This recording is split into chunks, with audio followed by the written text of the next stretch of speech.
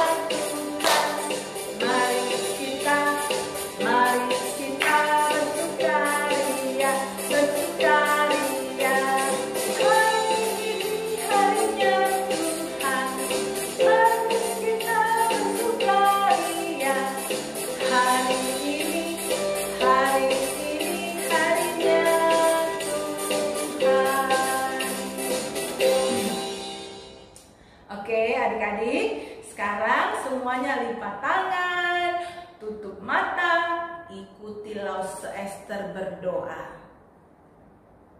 Tuhan Yesus, terima kasih karena Tuhan sayang kami semua. Setiap hari Tuhan jaga kami semua. Setiap hari Tuhan berkati kami semua. Sekarang kami mau duduk manis untuk memuji nama Tuhan, juga mendengarkan firman Tuhan. Tolong kami ya Tuhan, dalam nama Tuhan Yesus kami berdoa. Semua bilang amin. Adik-adik, Tuhan Yesus sayang kepada kita semua. Apa buktinya kalau Tuhan Yesus sayang kepada adik-adik dan Lause? Coba adik-adik bayangkan, setiap hari bisa kita lewati, itu karena kasih Tuhan buat kita semua. Tuhan sayang kepada kita, Tuhan mau datang ke dunia, itu yang kita sebut Natal, untuk memberikan sukacita, keselamatan buat Lause, buat anak-anak semua yang ada di rumah. Sekarang coba pegang hatinya, rasakan ada kasih Tuhan tidak di dalamnya. Ada Tuhan Yesus tidak dalamnya. Kalau ada Tuhan Yesus, mari kita bangkit berdiri, kita bersukacita, kita katakan Tuhan Yesus baik. Ya, semuanya siap? Tiada berkesudahan, kasih Tuhan. Tiada berkesudahan, kasih setiamu Tuhan, selalu baru rahmat-Mu bagiku. Hari berganti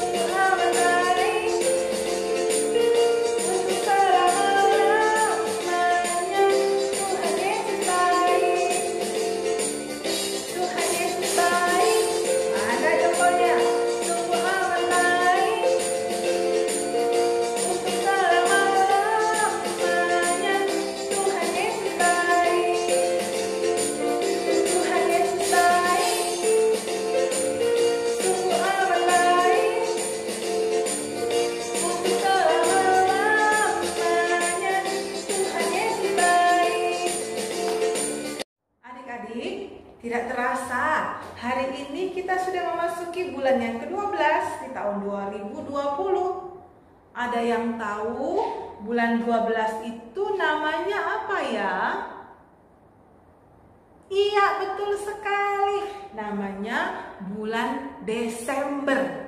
Kalau bulan Desember, biasanya anak-anak sekolah minggu itu sudah menantikan hari Natal. Hari kelahiran siapa ya Natal itu? Kelahiran Tuhan Yesus Kristus. Betul sekali. Nah, mungkin Natal tahun ini kita akan merayakan Natal di rumah. Tapi tidak usah bersedih hati. Karena Tuhan Yesus bukan hanya hadir di dalam gereja atau kelas sekolah minggu, tetapi juga di rumah adik-adik, khususnya dalam hati adik-adik semua. Karena itu hati kita tetap bersuka cita, bergembira menyambut hari Natal. Tante Esther bawa sesuatu nih. Apa ya? Topi warna merah, ada putihnya, topi Santa. Lucu kan? Nah, ayo kita mau mempersiapkan Natal dengan sukacita. Kita mau nyanyikan lagu. Tuh dengerin, ada suara apa ya? Suara bel. Lagu ding ding dong, lonceng berbunyi. Tuh dengerin belnya. Ya, bersukacita bersama.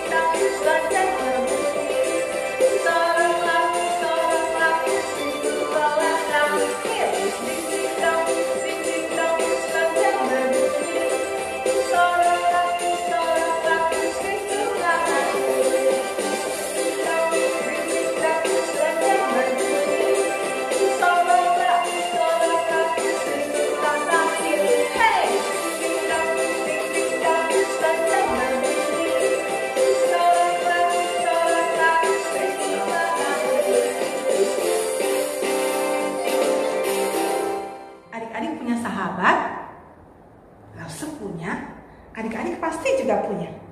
Berapa banyak sahabatnya? 1, 2, 3, 10. Pasti banyak ya. Sahabat itu adalah seorang yang mengasihi kita. Dia ada bersama kita dalam susah maupun senang, dalam suka maupun duka. Nah adik-adik, di antara semua sahabat-sahabat kita, ada satu sobat kita yang paling baik, Tuhan Yesus. Aku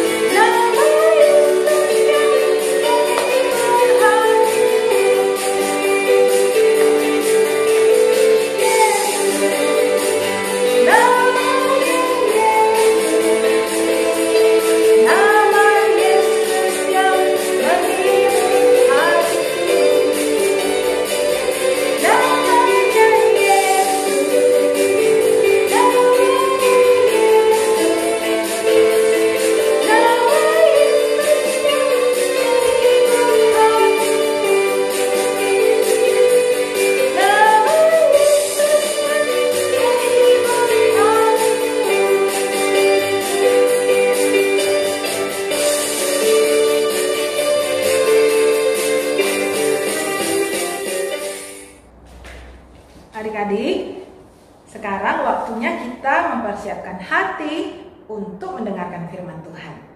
Kita menyanyikan pujian yang terutama dalam hidup ini, meninggikan nama Tuhan.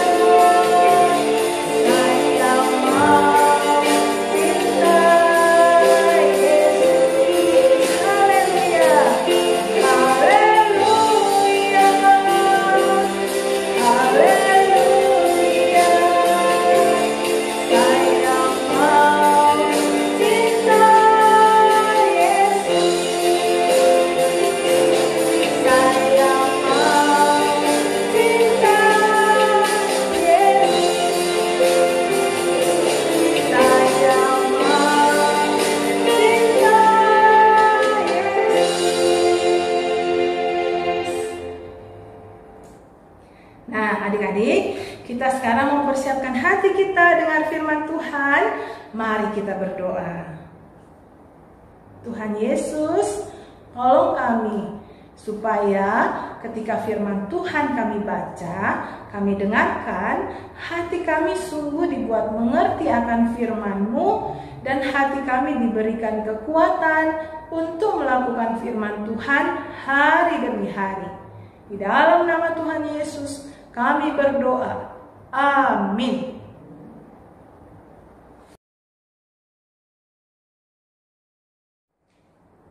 Adik-adik, sudah siapkan Alkitabnya? Kita mau baca firman Tuhan loh. Tapi sebelumnya kita akan kedatangan tamu nih. Siapa ya tamunya? Shalom adik-adik. Halo malaikat. Wah, ini dia tamu kita, malaikat luar biasa. Kepalanya bling-bling, jubahnya berkilau-kilau. Luar biasa ya. Senang sekali. Malaikat ini ngomong-ngomong dari mana mau kemana ini malaikat? Aku datang untuk memberitakan kelahiran Tuhan Yesus buat semua, buat anak-anak semua. Wah, hebat. Supaya anak-anak merasa sukacita. Betul sekali. Walaupun Natalnya di rumah kelahiran Tuhan Yesus itu diceritakan loh di dalam Alkitab. Di sini? Iya. Siapa yang beritakan? Nah, malaikat itu datang kepada seorang gadis yang bernama Maria, memberitakan kelahiran Tuhan Yesus. Nah, yuk kita dengar ceritanya sama-sama. Yuk. Alkitab. Halo, ini Yusuf. Hai. Dan ini Maria. Halo. Yusuf adalah seorang tukang kayu yang tinggal di Nazaret. Dia mempunyai tunangan yang bernama Maria. Mereka adalah anak-anak Tuhan yang selalu mentaati firman Tuhan. Suatu hari, Maria duduk di rumah seorang diri. Tiba-tiba, Maria mendengar suara yang mengucapkan salam kepadanya. Malaikat Tuhan yang bernama Gabriel datang menemui Maria. Jangan takut, hai Maria. Kamu dipilih Allah untuk menjadi ibu bagi seorang anak laki-laki. Dia akan diberi nama Yesus. Anak yang akan kau lahirkan adalah anak dari Roh Kudus. Dia adalah anak Allah dan akan menjadi raja sampai selama-lamanya. Bagaimana mungkin? Karena aku belum mempunyai suami. Roh Kudus akan turun atasmu dan kuasa Allah yang Maha Tinggi akan menaungi kamu. Sebab itu, anak yang akan kau lahirkan itu akan disebut kudus, anak Allah. Mendengar perkataan itu, Maria menjadi tenang. Fiuh, ketakutannya menjadi hilang. Sebagai anak Tuhan yang baik, Maria percaya firman Tuhan pasti terjadi. Aku akan menurut firman Tuhan. Nah adik-adik, tadi kita sudah menyaksikan film tentang pemberitaan kelahiran Tuhan Yesus oleh malaikat kepada Ibu Maria. Sekarang kita akan buka kisahnya di dalam Alkitab kita dari Injil Lukas pasal yang pertama ayat yang ke-26 sampai 38. Yuk kita baca sama-sama. Demikianlah firman Tuhan. Dalam bulan yang ke-6, Allah menyuruh malaikat Gabriel pergi ke sebuah kota di Galilea bernama Nazaret kepada seorang perawan yang bertunangan dengan seorang bernama Yusuf dari keluarga Daud. Nama perawan itu Maria. Ketika malaikat itu masuk ke rumah Maria, ia berkata, "Salam, hai engkau yang dikaruniai. Tuhan menyertai engkau." Maria terkejut mendengar perkataan itu, lalu bertanya dalam hatinya, apakah arti salam itu? Maka kata malaikat itu kepadanya, "Jangan takut, hai Maria, sebab engkau beroleh kasih karunia di hadapan Allah. Sesungguhnya engkau akan mengandung dan akan melahirkan seorang anak laki-laki. Hendaklah engkau menamai dia Yesus. Ia akan menjadi besar dan akan disebut anak Allah yang Maha Tinggi. Dan Tuhan Allah akan mengaruniakan kepadanya tahta Daud, bapa leluhurnya. Dan ia akan menjadi raja atas kaum keturunan Yakub sampai selama-lamanya. Dan kerajaannya tidak akan berkesudahan." Kata Maria kepada malaikat itu, "Bagaimana hal itu mungkin terjadi? Karena aku belum bersuami." Jawab malaikat itu kepadanya, "Roh Kudus akan turun atasmu, dan kuasa Allah yang Maha Tinggi akan menaungi engkau. Sebab itu anak yang akan kau lahirkan itu akan disebut kudus, anak Allah. Dan sesungguhnya Elisabet anakmu itu, ia pun sedang mengandung seorang anak laki-laki pada hari tuanya, dan inilah bulan yang ke-6 baginya yang disebut mandul itu. Sebab bagi Allah tidak ada yang mustahil." Kata Maria, "Sesungguhnya aku ini adalah hamba Tuhan. Jadilah padaku menurut perkataanmu itu." Lalu malaikat itu meninggalkan dia. Adik-adik yang dikasihi Tuhan, tadi kita sudah menyaksikan, kita sudah membaca juga dalam firman Tuhan bahwa malaikat itu datang menjumpai Maria, pada zaman Ibu Maria hidup dulu, penampakan atau penglihatan tentang malaikat itu jarang sekali ada. Karena apa? Karena orang-orang Israel pada masa itu, pada zaman itu, mereka sudah berbuat dosa, berbuat hal-hal yang tidak berkenan di hadapan Tuhan, sehingga Tuhan marah terhadap mereka. Sehingga mereka jarang lagi mendengarkan suara Tuhan, firman Tuhan, baik dari para nabi maupun juga langsung dari malaikat-malaikat yang Tuhan utus. Hari itu, ketika Maria dijumpai oleh malaikat, adik-adik betapa terkejutnya Ibu Maria itu. Adik-adik bisa bayangkan, kita zaman sekarang ini belum pernah lihat malaikat, cuma bisa lihat malaikat di film atau di gambar. Tiba-tiba ada malaikat dengan sinar yang berkilau-kilauan, pasti kita kaget. Wah, ini ya malaikat. Begitu juga Ibu Maria saat itu, kaget sekali dia. Lagi pula zaman itu, kalau ada malaikat mengunjungi seseorang, maka malaikat itu pasti akan membawa kabar. Entah itu kabar yang baik atau kabar yang buruk. Maria pasti bertanya-tanya dalam hatinya, kabar baikkah yang akan dibawa malaikat ini? Ataukah kabar buruk tentang aku dan bangsaku? Nah, ternyata puji Tuhan, kabar yang malaikat sampaikan itu adalah kabar gembira. Bukan hanya untuk Maria, untuk bangsa Israel, tetapi untuk seluruh bangsa dan semua manusia yang akan percaya kepada Juru Selamat yang akan lahir itu. Namun sayang sekali adik-adik, zaman itu, waktu Maria dikunjungi oleh malaikat itu, dia belum menikah, belum punya suami. Makanya Ibu Maria lalu bertanya, bagaimana mungkin aku akan mengandung seorang anak sedangkan aku belum bersuami? Kalau ketahuan orang banyak, Ibu Maria bisa ditangkap, lalu diikat, dilempari batu sampai mati. Wah, itu satu ancaman untuk Ibu Maria. Di dalam hati, dia takut akan penghukuman orang-orang banyak. Tetapi yang jauh lebih besar daripada itu, Ibu Maria punya hati yang taat dan percaya sungguh-sungguh kepada Tuhan. Maria percaya bahwa kalau Tuhan sudah mengutus malaikatnya datang kepada dia, memberitahukan bahwa ia akan mengandung dan melahirkan Tuhan Yesus, maka Tuhan juga yang akan menolong Ibu Maria bersama Bapak Yusuf untuk bisa melahirkan bayi Yesus dengan selamat, membesarkannya dengan penuh sukacita, sehingga apa yang menjadi rancangan Allah, rencana Allah di dalam diri Tuhan Yesus Kristus bisa terlaksana, sehingga keselamatan yang Allah sudah berikan melalui diri anaknya Yesus Kristus bisa terlaksana dengan sempurna. Karena itu, Ibu Maria mengabaikan semua ketakutan dalam hatinya. Lalu Ibu Maria berkata demikian di dalam ayat yang ke-38. Sesungguhnya aku ini adalah hamba Tuhan.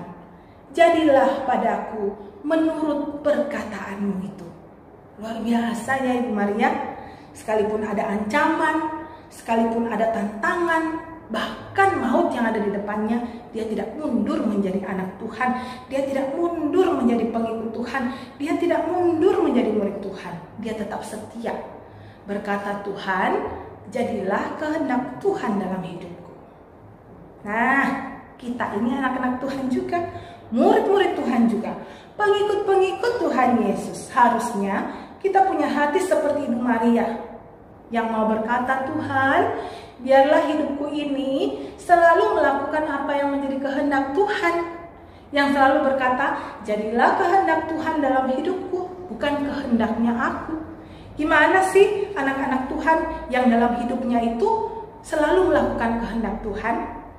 Dia pasti rindu untuk membaca firman Tuhan, selalu rindu untuk berdoa, berbicara kepada Tuhan, dan selalu taat melakukan firman Tuhan. Dia nggak akan seenaknya, bukan keinginannya yang menjadi nomor satu, tapi keinginan Tuhan. Jadi waktu dia mau marah-marah, dia ingat Tuhan nggak suka kalau anak Tuhan itu marah-marah. Kalau dia mau membenci seseorang, dia ingat dia harus mengasihi orang lain seperti Tuhan Yesus mengasihi dia. Ayo, Lause dan juga anak-anak di rumah semua, kita menjadi anak-anak Tuhan yang selalu melakukan kehendak Tuhan dalam hidup kita. Mari kita berdoa. Tuhan Yesus, terima kasih karena Tuhan mengasihi kami. Tuhan sayang kepada kami semua. Saat ini kami mau berjanji untuk menjadi anak-anak Tuhan yang taat dan setia selama-lamanya dalam hidup kami. Ajar kami seperti Ibu Maria, mau taat kepada Tuhan melebihi daripada dia menyenangkan dirinya.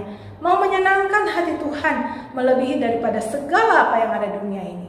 Tolong kami dari sekarang selama-lamanya menjadi anak Tuhan yang setia.